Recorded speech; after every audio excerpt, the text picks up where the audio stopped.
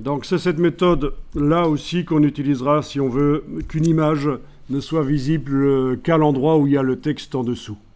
Donc c'est mettre l'image sur le texte en fait. Donc on va tester ça plus tard, mais c'est ce qu'on appelle la technique de l'écrêtage. Voilà.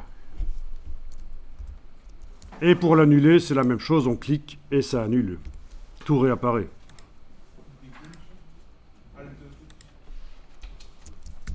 C'est juste Alt-clic, voilà. Et donc voilà, mais malheureusement, ça ne change pas grand-chose pour vous par rapport à l'ajout d'un effet spécial, puisque vous n'avez toujours pas la possibilité de tourner le motif. Alors,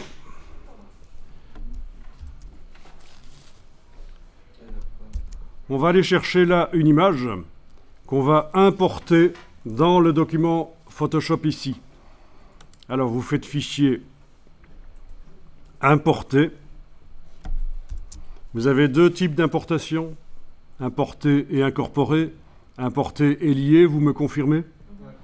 On va le faire à l'ancienne, c'est-à-dire que on va inclure l'image qu'on importe, on va l'inclure dans le document Photoshop. Ce ne sera pas un lien externe. Donc, allez-y, fichier, importer et incorporer. Et alors, on va aller chercher dans un dossier que vous avez peut-être déjà téléchargé. Oui, on va aller chercher. Oui. Donc, en effet, quand on avait étudié l'historique, il y avait des images. Vous pouvez prendre donc une image JPEG.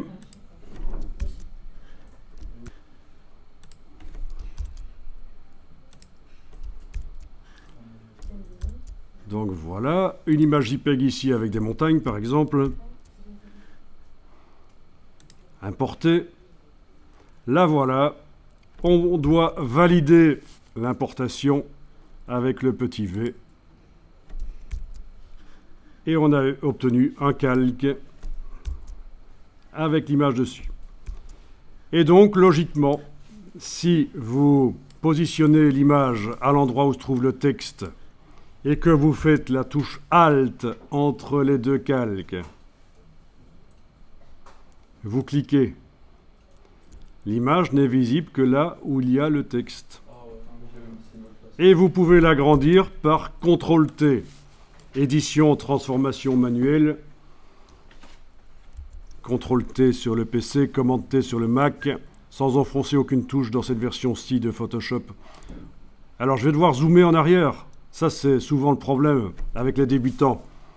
Ils disent qu'ils sont coincés. Ils n'arrivent pas à faire ce qu'ils veulent parce qu'ils n'ont pas zoomé assez en arrière. Le fait de zoomer en arrière permet de faire ceci. Zoomer, d'agrandir l'image et de la repositionner facilement. Voilà. Et on va valider avec le petit V. OK. Ah tiens, j'ai toujours un problème de repères commentés qui sont enclenchés. Affichage, affiché, je vais désactiver repères commentés. Affichage, je vais peut-être désactiver magnétisme aussi. On l'avait fait hier en principe. Hein. Affichage, affiché, désactiver repères commentés. Affichage, désactiver magnétisme. Du coup, quand on bouge l'image, c'est beaucoup plus libre en fait. Il n'y a pas d'à-coup vraiment. Et ça peut être très sympa, ce genre de choses.